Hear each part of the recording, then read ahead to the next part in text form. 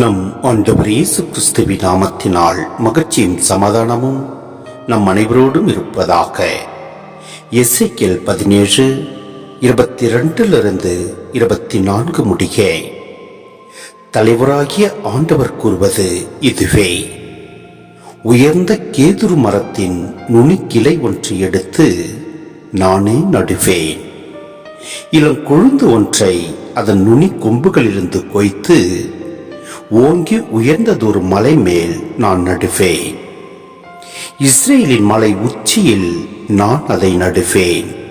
அது கிளைத்து கனித்தந்து சிறந்த கேதுரு மரமாக திகழும். அனைத்து வகை பறவைகளும் அதனை தம் உறைவிடமாக கொள்ளும். அதன் கிளைகளின் நிழல்களில் அவை வந்து தங்கும்.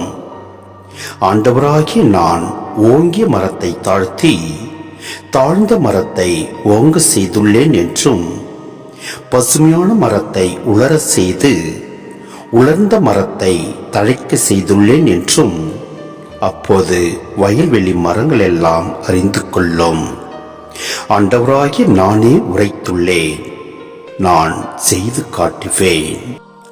சிந்தனை: இரு இயேசுவில் பிரியமான சகோதர சகோதரிகளே, சிறிய இளங்கொழுந்து ஒரு பெரிய கேதுரு மரமாக வளர்வது போல கடவுள் அவநம்பிக்கையான சூழலில் புதிய வாழ்வையும் நம்பிக்கையும் மலர செய்கிறார்.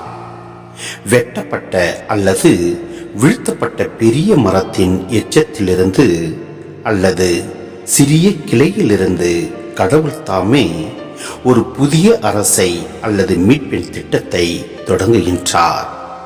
அந்த மரம் வளர்ந்து பெரியதாகி அனைத்து பறவைகளுக்கும், அதாவது அனைத்து மக்களுக்கும் அடைக்கலமும் நிழலும் தருகின்றது. ஓங்கிய மரங்களை தாழ்த்தியும் தாழ்ந்த மரங்களை ஓங்க செய்தும் ஆண்டவர் தனது வல்லமையை வெளிப்படுத்துகின்றார். மனிதர்களின் பலம், அரசியல் பலம் மற்றும் அகந்தை அழியும் போது இறைவனின் எளிய செயல் தொடங்குகின்றது. எங்கு வறட்சி உள்ளதோ அங்கு கடவுள் புதிய உயிரை தருகின்றார். ஆண்டவராகிய நானே உரைத்துள்ளேன், நான் செய்து காட்டுவேன் என்ற வார்த்தை இறைவன் மீது முழுமையான நம்பிக்கையை நமக்கு அளிக்கின்றது. எனவே நம் ஆண்டவரில் நாம் நிழல் தேடி அவரது பிரசன்னத்தில் வாழ்வோம். எல்லாம் அல்ல இறைவன் நம்மை நிறைவாய் ஆசீர்வதிப்பார். ஆமென்.